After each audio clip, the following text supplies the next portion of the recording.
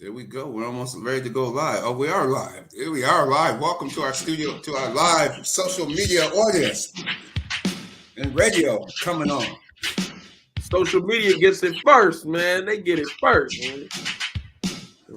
Hey, okay.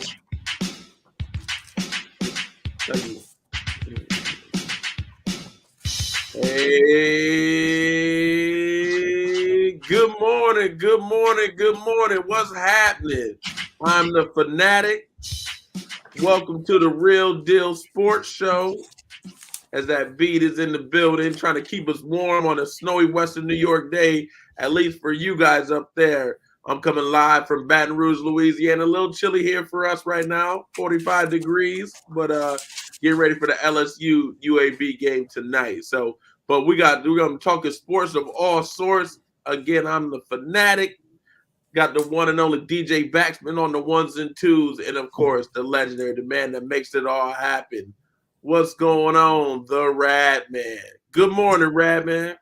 Good morning, everybody. Good morning out here in Radio Land as we have another cool weekend here in the Rock. We don't have much snow at all. We're going to get into the snow in a little bit. But hey, what we happening here, Real Deal Sports Show, talking sports of all sorts for the next hour. We dedicate the show to the Buffalo 10 always. The Buffalo 10, you will never be forgotten. Not, especially on this show, you will never be forgotten. The Buffalo 10. Just over 6 months ago, that tragedy happened. And also, I want to dedicate the show to Roy Rhodes. Roy Rhodes, a dear friend of my brother, was a police officer in Buffalo, New York.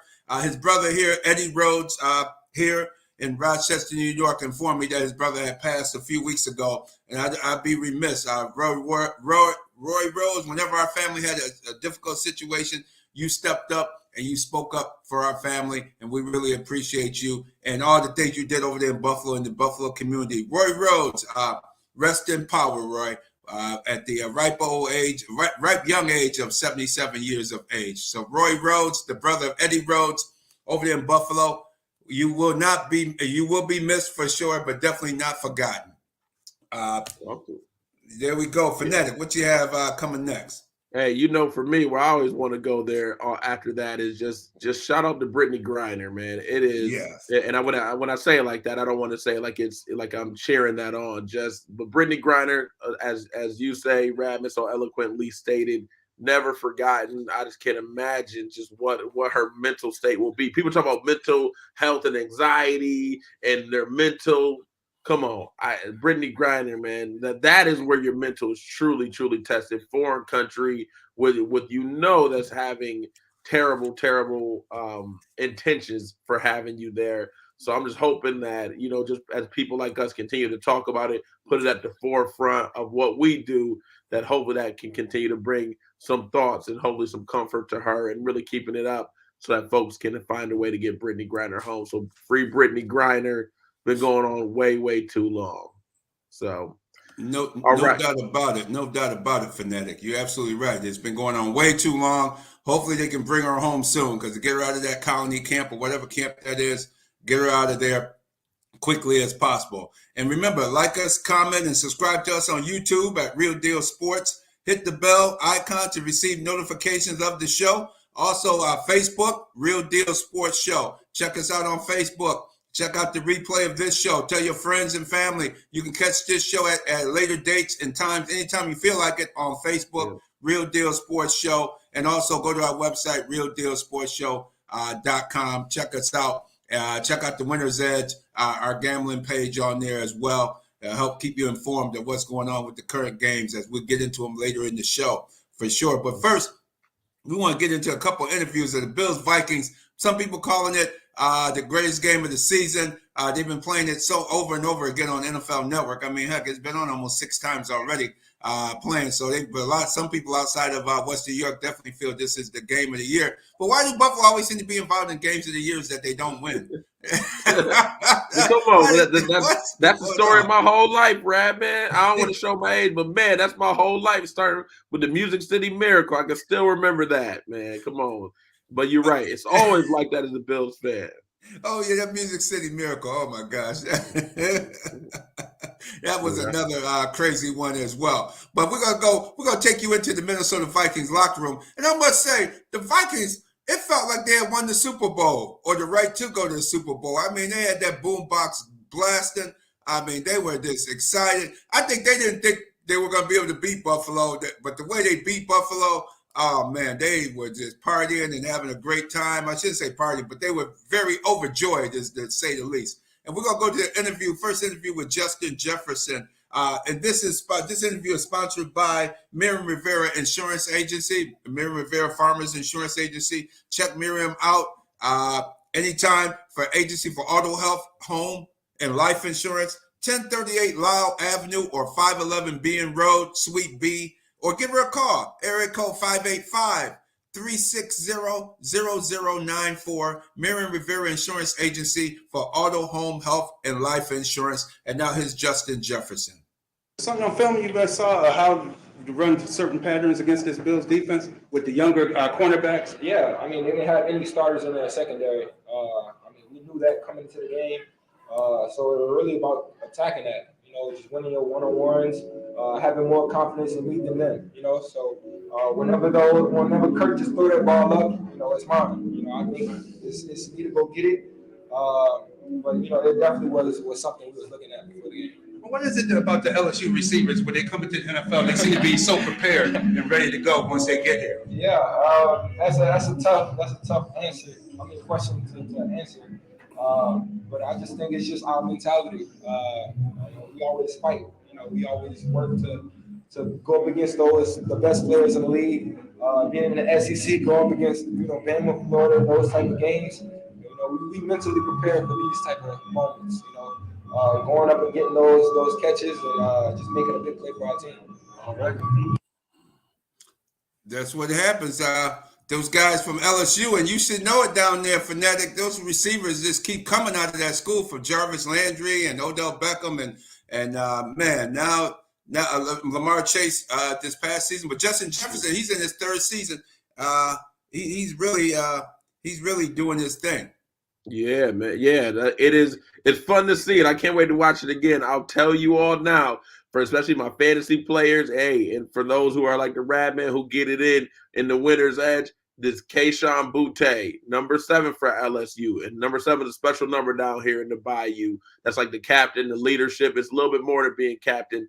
It's somebody who really embodies what it means to be an LSU Tiger. So Kayshon Boutte, number 7, look out for him coming out the draft more than likely this year. Obviously, he hasn't declared with the season still going on, but what I'm hearing out here is that he will be declaring for the draft, and I expect him later first round pick, maybe a second round pick, just because of the transition of this offense. He was great 2 years ago. Last year had an up and down season. This year with Kelly and getting used to Jaden Daniels, he's starting to get into it. He's a special talent. And then Michael Neighbors is going to be coming 3 years from now, or probably 2 years from now, because he's a freshman true freshman playing this year. So, and shout out to the LSU, 2 freshman tackles, true freshmen. 18 years old, both playing left and right tackle. Amazing to do that in any conference, but even more so in the SEC as Justin Jefferson, or Jay Jetta, as he is called, and him, Jamar Chase, like you said, OBJ, Jarvis Landry, the list goes truly on and on. It really does. And let's go to a quick interview with Delvin Cook to talk about how he broke loose on that touchdown run.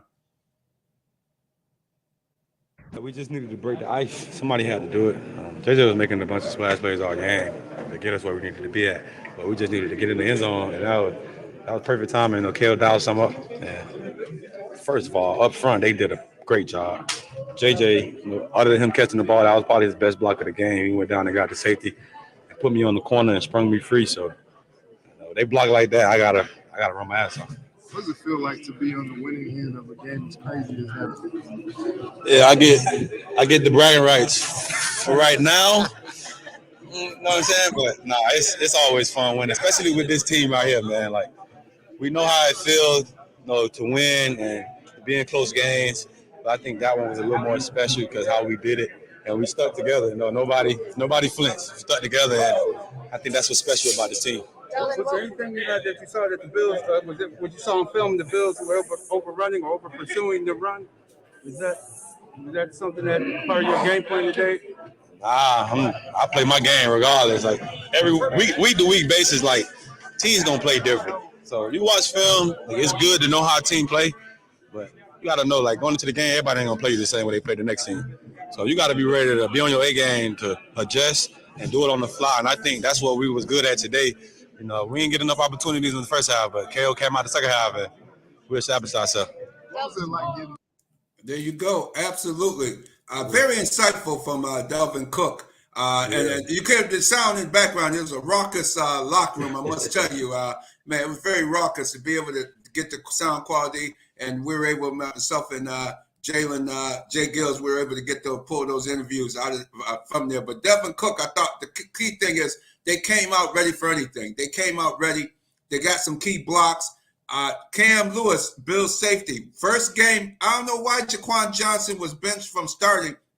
They start a guy that's never played the position before for the Buffalo Bills, Cam Lewis, a University of Buffalo product, a good, decent player, but he took a horrible angle on that run where normally if Micah Hyde or Poyer were playing, they would have tackled him maybe after a 3 to 5 yard, maybe 3 to 10 yard gain at the most. He would have been tackled. Once he broke through the line of scrimmage, those guys would have been there to pick him up for maybe a 5 to 7 yard gain. I thought that was horrible. If we watched it on the coach's film earlier this week, Cam Lewis just blew that angle, and he was gone for that 81. And you got to remember, you're the last form of defense. You can't give yourself up. He gave himself up down there at the line of scrimmage, Fanatic. When you looking at the coach's film on that, and Dalvin Cook just broke it and took it all the way. Yeah, that's interesting. It seemed like the injuries on the back end are really starting to pile up. So, how do you think, especially, how does this affect in particular the Jordan Poyer, because we know Hyde's out. So Poyer and in particular not Micah Hyde, but Trey White, another LSU cat. How does that speed up the time to say, hey, Trey, I thought we were gonna let you get fully healthy because we expected to be 8-1 instead of where they are now. Does that speed things up for him to come back? I say no, because he was hurt Thanksgiving weekend, which is actually this coming Thursday will be a year since his injury. And usually those injuries that he sustained, the torn ACL, takes a little over a year to bounce back, depending on the player's health and their own situation. Usually it takes a year. It's rare these guys come back early from a torn ACL. And his got stuck in the turf, in that spongy turf down there in the Superdome. Yeah. And I think I will not rush him back. Think about it, Fanatic. The problem is not Justin Jefferson. Man, he just made a poster catch on Cam Lewis once again. Cam Lewis, what the hell are you trying to intercept the ball for on 4th and 19? The Bills are going to have the ball farther up the field than where you would have intercepted the ball from. That's not being in the situational football that you're in. It's 4th and 19. The ball is coming towards you. All you got to do, and you got the receiver in front of you. So you go up and knock the ball, swat the ball down. Instead, you trying to intercept the ball, and then Justin Jefferson one-handedly took the ball from you. And can you believe that, Fanatic? Made a poster out of Cam Lewis, man. Good gracious. And it was crazy because a lot of the country was starting to watch that, because a lot of their first games were ending and they were all going to that game. So yeah, that was crazy. And then let's not bemoan this point, but I feel like we got to say it was with his left hand too, which is his offhand. He's not left-handed, so he went up with his off arm, took it from another grown man with one hand with his left hand on the 4th and 18. Got it, tucked it from a man who was up there with two hands. So yeah, the goat of the week, aka not the best of all time, but the greatest of all time. But man, he had a rough day playing at safety over there for the Bills last week. So how do you think that's going to be moving forward for him this week against the Browns? Well, I also think that Justin Jefferson also said in the interview that was later on, not the recorded part, obviously, that I had on. He also said that because the defender had his hands up and acted like a border, like a backboard for him, he was able to get his hand up there and get his hand around the football and bring the football down. Because really, Justin Jefferson said Cam Lewis braced the football for him, kept the ball alive for him to be able to have enough strength to pull the ball down off. It's like the ball hitting off a wall or something, or a backboard in basketball, and he's catching it off of the backboard. And that's really what he did. He actually was catching it off of Cam Lewis's hands. And that's just a brutal play by Cam Lewis. And you got to realize, knock the ball down. I don't know why Jaquan Johnson is not in there. I thought Jaquan played very well in the previous 2 to 3 games that he started in. I would not have started a guy who's never played the position before. Maybe get him in there a few plays, but you started the guy. So I don't know what happened in practice, what they're seeing in practice, why they're giving Cam Lewis this option. But with the way Justin Jefferson was abusing them through the game, I would at least try to put Jaquan Johnson, because even the one by the goal line at the 2-yard line, that was Cam Lewis again. He threw it in between Benford and Lewis. Bam, got him. I mean, he was abusing the man all day long. I don't know why they kept him in there for that abuse. The defense is playing better. They stopped the run. You take away that 81-yard run, they did an excellent job stopping, slowing down the Minnesota Vikings running game. And at the goal line, 4th and goal, to stop that, that's just unbelievable that a defense on the edge was able to about a half yard. It wasn't even a full yard they needed. And they stopped Kirk Cousins from getting in the end zone. They got underneath the rush, Tim Settle, all of them. The Bills should have won that game, but let's go to the real culprit here, Josh Allen. Read my article this week in Josh We Trust in Challenger Community News. This week's edition is out at the various locations throughout the Rochester community and throughout Western New York. It's the November 17th edition. It has the AKAs. Hey, all you AKAs out there, your debutantes are on the cover of this week's Challenger Community News. The debutantes are on the cover. You have an excellent article from Howard Eagle in there talking about the Rochester City Schools District still, some of the things that they have, their failures going on. You got Backspin in there. I see Backspin. Stay tuned for DJ Backspin ad in here. You got a lot going on in this week's Challenger Community News. But as I wrote in the article, in Josh We Trust, you can't trust this guy.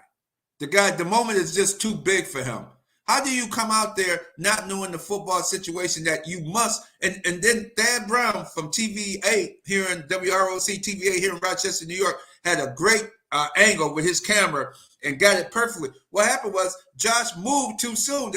Mitch Morse perfectly snapped the ball. The ball was in his hand, but Josh Allen, because he's so big, he tried to get the ball and move forward without having total control of the ball. The one thing is have total control of the ball. If you can't gain a yard, take the safety. But don't fumble. The worst you can do is fumble the football. That's the only thing you can do that was wrong, and that's what he did. He fumbled the football and allowed the ball to be fumbled, and Minnesota recovered for the touchdown to take the lead. And it's just yes, Josh Allen regressing. Yes, he's regressing immensely due to the fact that he's just overwhelmed with the pressure of being the man. You can see that the pressure is too much for him right now. He's regressed to his second year, bad footsteps, bad footwork.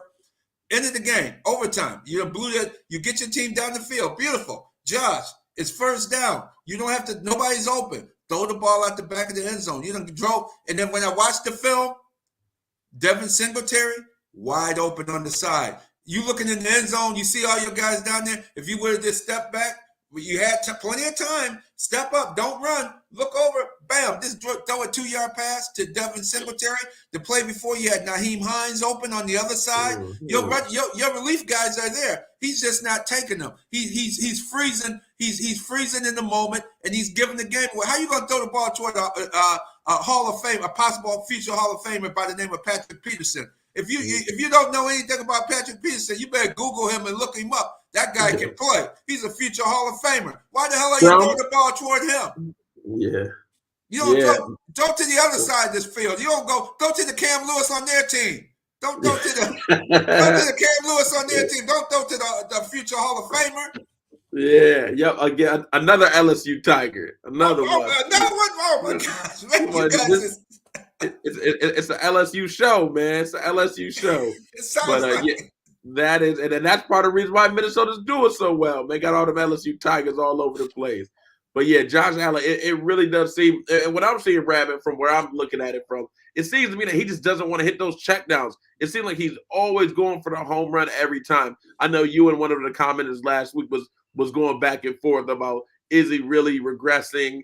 Is Josh Allen really not as good as advertised right now? And again, according, it's a week-to-week league. Last week that was on Josh Allen. The week before that was on Josh Allen. There's something about the red zone. Radman, can you just walk our viewers through, especially when you are at the games, how tight these are? Grown men, big men, smaller men, in a 20-yard instance. And people think 20 yards is a lot of space when you get to the red zone.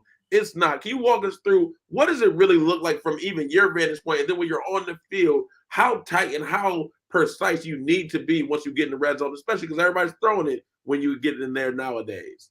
It's tight. It's very tight. When you're watching it live, like in Miami, when we saw it in Miami, it's hardly, they were right at our goal line in Miami. All Josh Allen had to do was hand the ball off to Devin Singletary and let Deion Dawkins and Roger Saffold, let them, they had opened up a little bit of slither of room where Singletary could have slid through. Instead, Josh Allen keeps the ball, trying to be, to me, he's trying to do what Seattle did with Russell Wilson, trying to make him the star.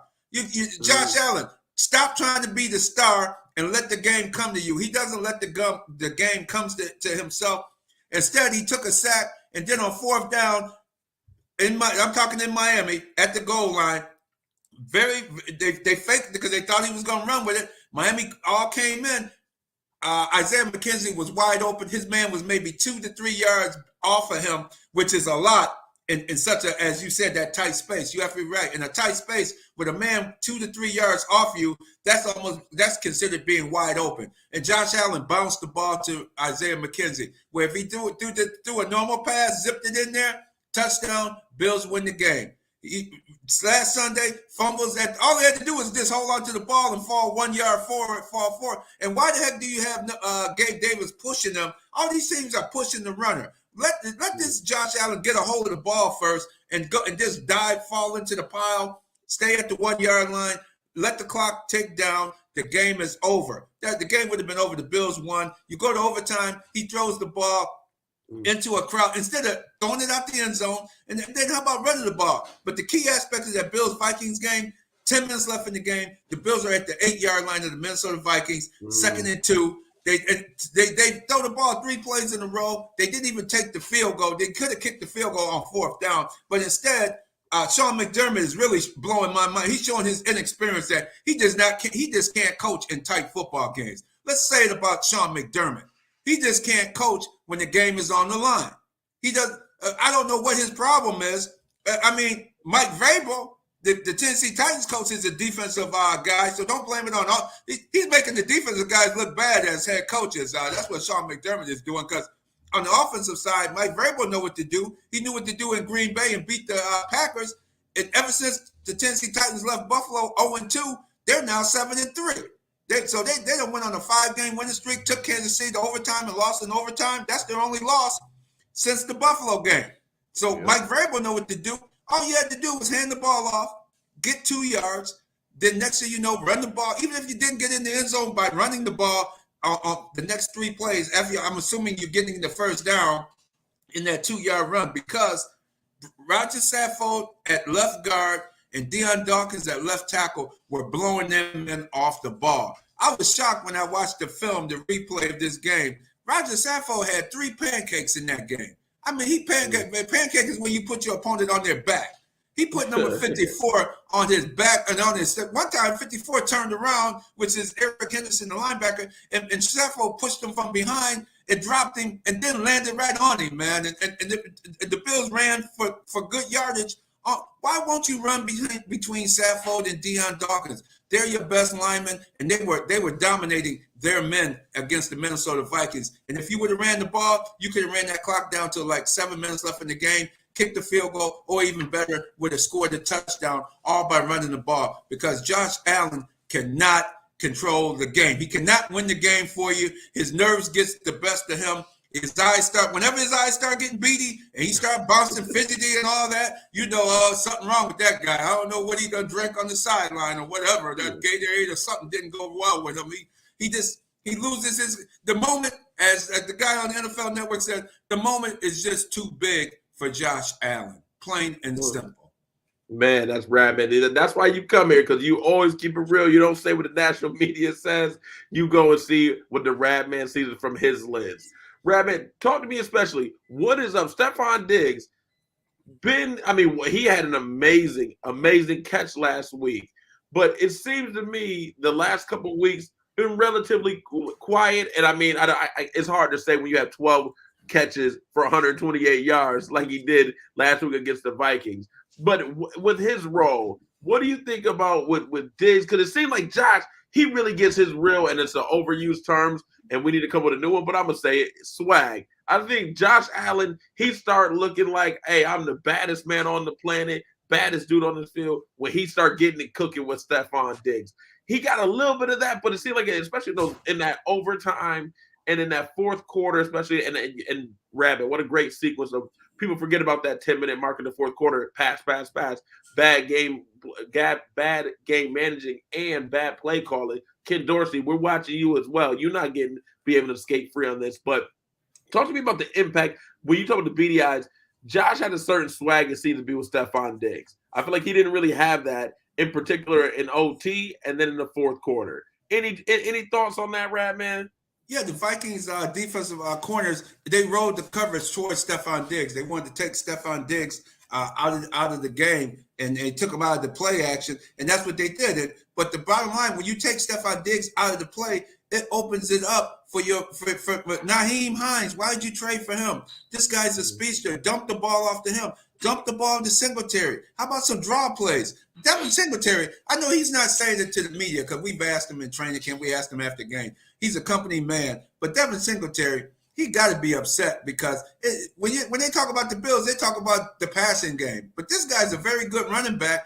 He was averaging 3.6 yards a carry against the Vikings, and you would not give him the ball. You wouldn't give him the ball in the second half. When they roll the coverage against Diggs, you go to Gabe Davis. You may even go to the tight end. Hey, the tight end, you paying him Travis Kelce type money. This guy's not in Travis Kelce's league. Dawson Knox, he's a good average at best tight end. Average at best. He can't pass block, so that's why they got to bring 68 in Bobby Hart to be the takeover because Dawson Knox is a horrible blocker. So if he's a horrible blocker and he's an average catching the ball, why is Brandon Beane paying him big dough? Why did he sign him to an extension? Why would you sign Dawson Knox to it? Dawson Knox is the last guy you need to be signing to a big-time extension. I mean, heck, you need to be looking at Tremaine Edmonds or somebody, even though I think Tremaine Edmonds might be gone after this year anyway. If you're going to think about somebody, Tremaine Edmonds is a guy you should be signing, not a Dawson Knox, man. The man can't even get on the field and block. He can't pass block. He can catch in certain situations. But when they take Diggs away, he got to go to the running backs. He got to go to Singletary, Nyheim Hines. They chip blocked the guy like they were supposed to, and they were wide open. Wide open. It's just that and Josh we trust. He can't trust himself. He can't get the ball to the guys 2 to 5 yards and let them run with the ball. You don't have to need to be running with the ball, Josh. Just dump it to them and let them pick up the first down. Let them move the chains and get you down there. And then when you get down there, how about running the football? How about getting physical? I mean, the Bills were out physical. I couldn't believe it watching. I said, man, the Bills are out physical playing these guys. And they allowing Josh Allen to lose the game for them. Stop letting Josh be the man because he's not the man. Give the ball to he's part of a team. He can't. Him and Russell Wilson can't cook. National media, man. People in Western New York still talking about. Well, he got an outside chance. How the hell he got an outside chance of the MVP and he lead the league in turnovers? He got 10 interceptions. He got 4 fumbles lost. How is that a league MVP? Come on, Western New York, wake up. Josh Allen is what he is. He's a decent, good ball player. He's not a great quarterback. You got to mention him in the likes of the young quarterbacks up and coming. But he's not in Patrick Mahomes' league. He's nowhere near Patrick Mahomes. He's a guy trying to do better. And for him, he talks that way when you interview him. He's not trying. But the people in Western New York, they're trying to crown him the guy. And he's not the guy. That's the problem with the Buffalo Bills team this year. They're not allowing the other players to touch the ball. They're allowing Josh Allen and Josh, when he touches the ball, 10 interceptions, 4 fumbles, lost. That's a Yep. fact. He lead the league in interceptions. Yep. And not one, but two. He's had three, and not one, but two, but three straight games with 2 interceptions apiece. That's hard to win. Hard to win, especially when you're playing the better team. So that's really interesting. Before we move it on forward to your thoughts on the Browns, and especially with the elements now going from the blizzard that it would have been at Highmark Stadium to now the friendly confines of Detroit, I just got to take a moment again to shout out Kwesi Adofo-Mensah, the GM. He should be up for Executive of the Year, the GM of the Minnesota Vikings. TJ Hockenson didn't have a great game, but he really put some pressure on the safeties, who we know ended up having not their best game. Hockenson, 7 catches, 45 yards. Those small yards, but really helped move the chain. So Kwesi Adofo-Mensah, shout out to him. I really hope that the NFL is watching and he gets to look at being one of the Executives of the Year. Yeah, so Rabbit. I finally got a chance to meet him briefly. They were celebrating and everything, but I did get a chance to congratulate him on the win. Saw him in the locker room as well after the game with his fine tailor-made suits on. They're looking sharp. All right. Hey, he got that Jersey swag. So he's got the African plus the Jersey swag. So not surprised with him looking clean. So hey, Rabbit, I know before we bring our first guest on, just tell us what are your thoughts, especially with the game? And I'm sure you might have to talk a bit about the Bills stadium situation. But what's your thoughts with the Bills game being moved? Should they have moved it? And now, what does it look like from playing in Highmark in a blizzard to now going to the friendly confines of Detroit, 72 in the Dome? Well, there's a good move for Buffalo because I think if you're not going to run the ball, which you should still run the ball. Cleveland's one of the worst run defenses in the league this year. So if you're ever going to run the ball, why not run the football and take the ball out of Josh Allen's hands and allow your team to possibly win a game? Because your team, Buffalo, should have beat Minnesota and they should have beat the Jets with the team that they have and the way they played. All they had to do was run the football. You get the ball out of Josh's hands. Allow him to throw from time to time, but run that ball much more. You need a much more balanced offensive attack. I think moving the game had to be moved out of there. I got a quick soundbite from Ron Riccoria, the Pagula Sports Entertainment director over there, VP over there, handling the Pagula's interest. And moving the game to Cleveland. Well, if you're gonna put $1 billion stadium out in the snow belt, what happens when you get another blizzard out there that you can't play and you got to move the game to Detroit or somewhere else that has a dome stadium? I mean, Detroit has a dome stadium. They're a cold weather city. I mean, everybody, or why not build the stadium downtown? Downtown Buffalo only has 2 to 4 inches of snow. I mean, you build a dome stadium downtown Buffalo. This game would have been played, Fanatic. This game would have been played in Buffalo if the stadium was located in downtown Buffalo. Dome or no dome, the game could have been played because they don't have that much snow at all in downtown Buffalo. So it doesn't make sense to put $1 billion stadium in the middle of a snow belt out in the desert. There's nothing out there. Why you want to give the Pagulas all the money when you can build it downtown and get everybody, and you could get the Final Four. You could have the Super Bowl come in if you build a dome stadium in downtown Buffalo. Why don't you give the fans a break? Do you want the fans to pay $300 a ticket, $250 a ticket now for tickets to the Bills to go out there and freeze out there and talk about, oh yeah, it's an advantage. It's an advantage to no one. Most of the Bills players are from the South. Josh Allen's from California. Heck, he don't want to be out there playing in the cold weather. I'm sure a lot of the players said, hey man, move this game, man. I'm sure a lot of those cats didn't want to be playing out in all that snow here. So they're happy to be moving to Detroit. It's the right move, but down the road, they need to change that plan and move it and rethink it and move that stadium to being built in downtown with a dome. Buffalo deserves a dome. It's idiot. I mean, that's why we call Buffalo the B-Low, because it's below reality. They're backwards. They've been backwards thinking for the last 50 years there in Buffalo. And that's my hometown. Bunch of backwards thinking people over there. Who the heck want to be out there in 0-degree weather, -20 wind chill factor that we did for the New England game when we went out there to see New England run the ball all over the Bills 42 times. That's why they ran the ball 42 times, because it was so windy you couldn't even throw the ball in either direction. And who wants to go out there and sit in front of that nowadays when you can have a dome stadium with cush leather seats in the whole 9 yards? Come on, Buffalo. Somebody wake Buffalo up and put them back into reality, because all you got to do is 3 hours. Cleveland's on the lake. Baltimore's downtown. Pittsburgh's downtown. Cincinnati downtown. Why aren't you downtown? Tell me, Fanatic. Why aren't you downtown? This Buffalo insanity. That's all it is.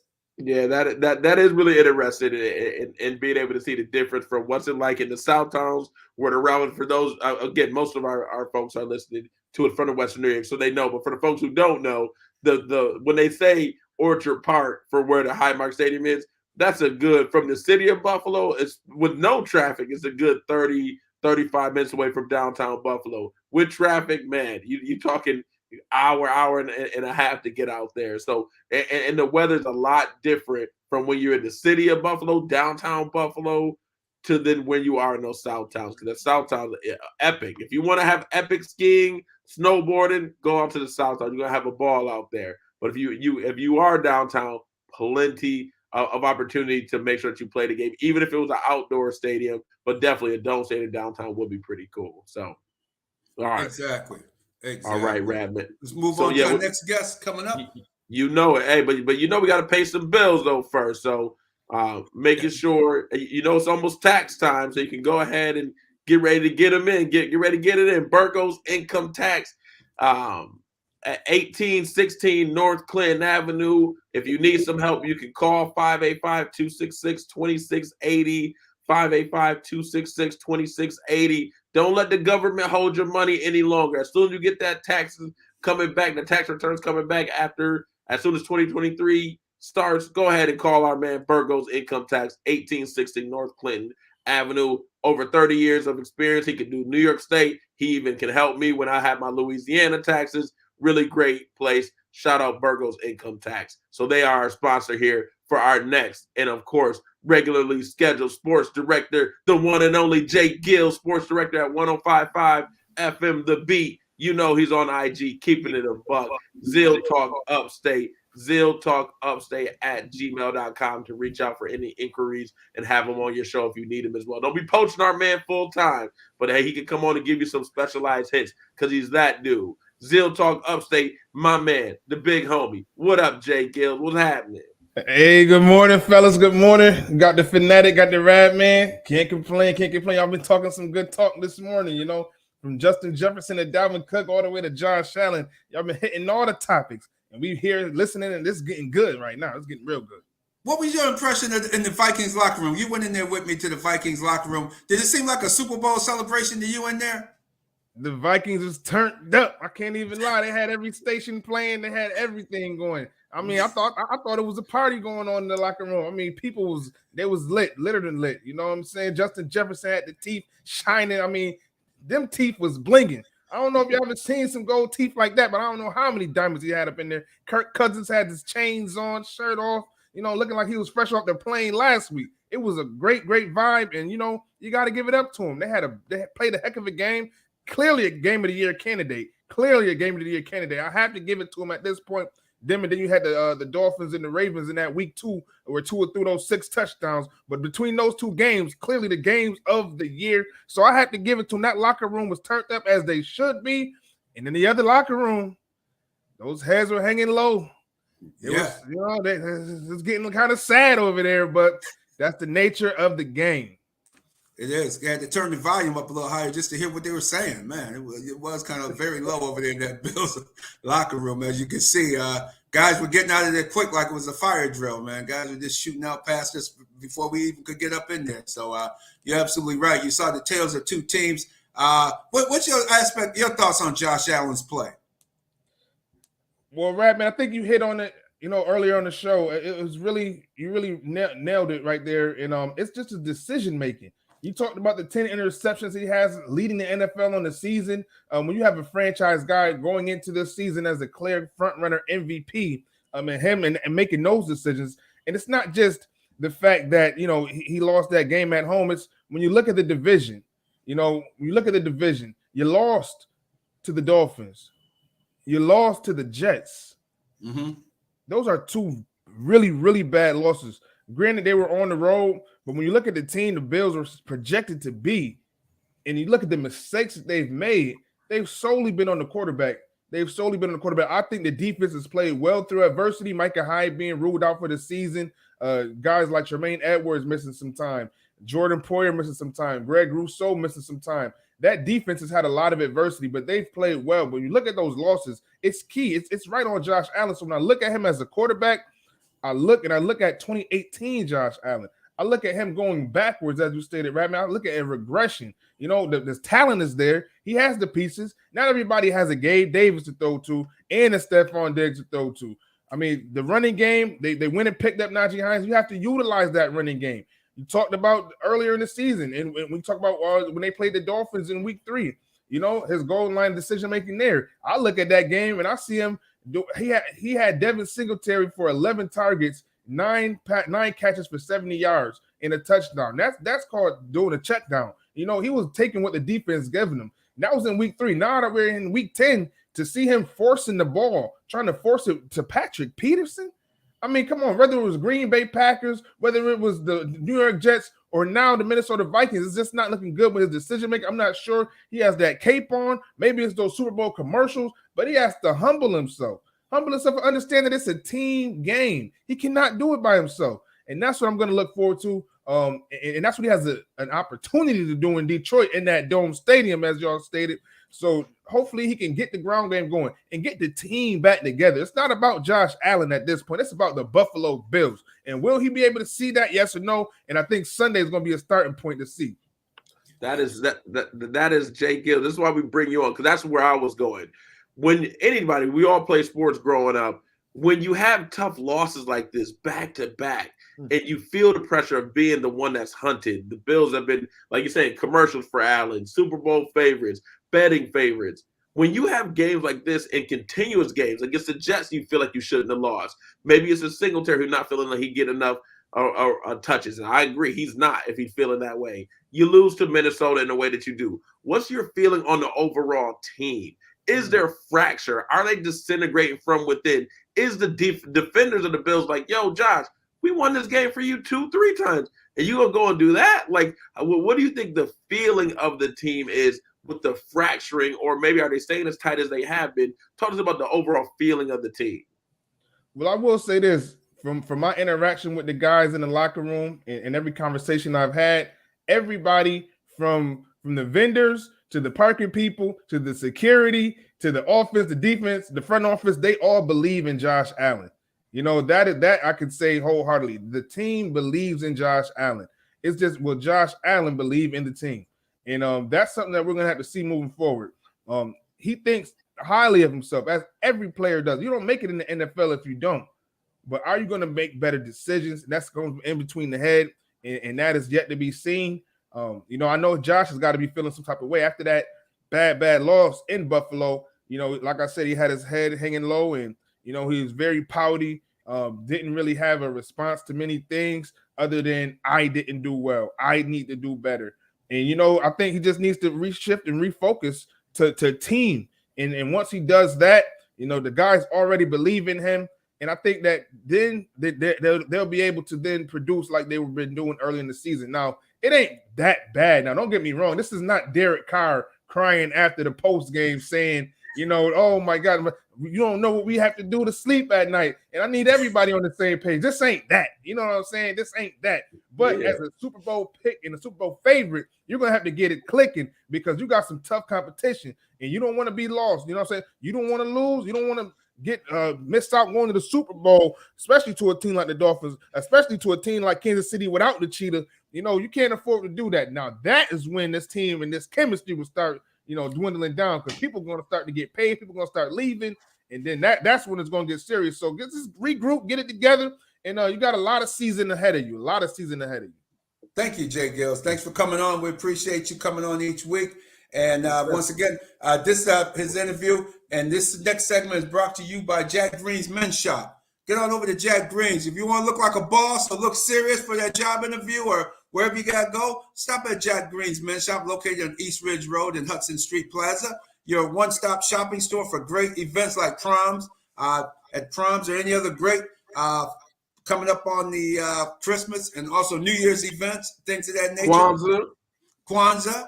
Men's and women's apparel store. get on over there, men, women. If you're getting married next year in 2023, stop on through. They got an excellent alignment of women accessories and dresses and the whole 9 yards for a wedding. So if you're looking to plan that wedding or prom or anything of that nature, stop by Jack Green's Men's Shop right there, East Ridge Road and Hudson Street Plaza. Stop on, see Frank Diaz and the crew over there. Check them out for the finest apparel in Rochester, New York. Thank you, Jay Gills. We appreciate you coming on. And I just want to run this quick sound back, Fanatic. If Backspin, if you could play it just from Ron Ricua, I asked him a quick question about the stadium. Ron, George Radney, Challenger Community News. How you doing this afternoon? I'm good, George. How are you? Great, doing well. My question is down for the future. With this game being moved to a dome stadium in Detroit, what is it in the back of your mind saying with climate change and the way the weather is changing up nowadays?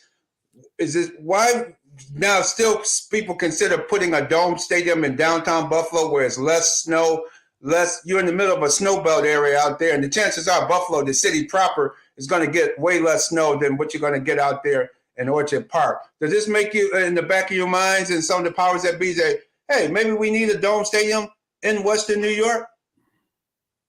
No, sorry, George, absolutely not. This game is being moved, but it's not being moved because we don't have a dome. It's being moved for the safety of our community, the roads, the power, everything else that's happening. We could play this football game, but it's not the right thing to do for our community and for everybody who is going to suffer, a lot of snow damage, coming up the next couple of days. So the dome has nothing to do with this. I've seen some of those reports. It's kind of irresponsible from my perspective, and it will not change what we're already planning on doing. All right. Thanks for your time. Yeah. Thanks for your time, Ron. Thanks Right, for your Ron, time, Ron. yeah, really, thank you. Yeah, he said irresponsible. Can you believe I said, man, he at Canisius High School, a graduate. He lucky man, he a Canisius High alum like I am out of Buffalo, New York. I'm like, Ron, man, are you sitting at the bar somewhere? Man, what are you talking about, man? He said, no, we don't need a dome, man. What? Well, so it's interesting though. So I guess he's trying to make the point, and it could be on a more self-interest as a way to deflect, because he painted the picture as he's worried about those Southtowners if they or anybody from Rochester or Western New York, I guess, traveling out to the Southtowns where the Ralph is. And to me, I guess from the snow, it looks like it is crazy, and it looks like it's going to be more snow coming.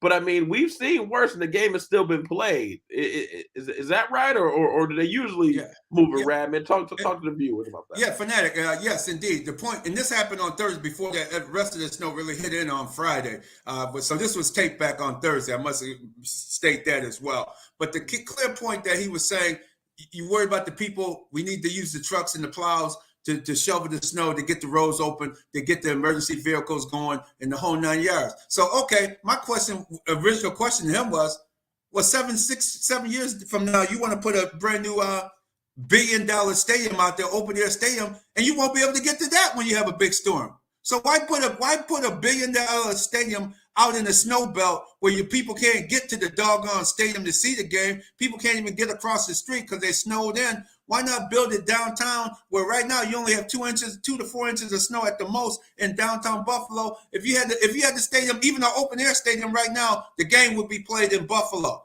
Even an open air stadium in downtown Buffalo right now. But if you had the dome, you could get a Super Bowl, you could get the Final Four, you could get year-round revenue from that stadium. Why are you pulling it out there and giving the Pagulas the only people who make money? What kind? That's 1950s thinking. I mean, what kind of nonsense is the Buffalo people thinking about? The politicians. Put that stadium downtown so everybody can make money. Now, the people in Detroit is making the money off of your home game coming this Sunday. How about that? Talk to it, Radman. Yeah, unbelievable.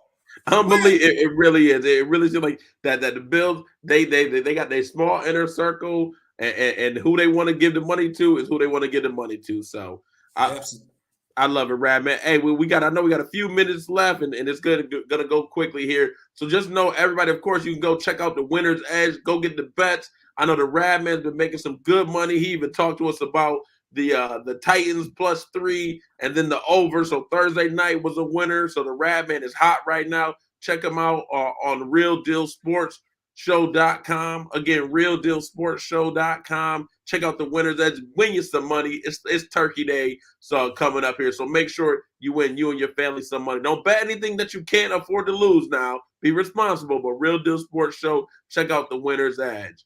Hey, I'm going to transition real quick to the basketball.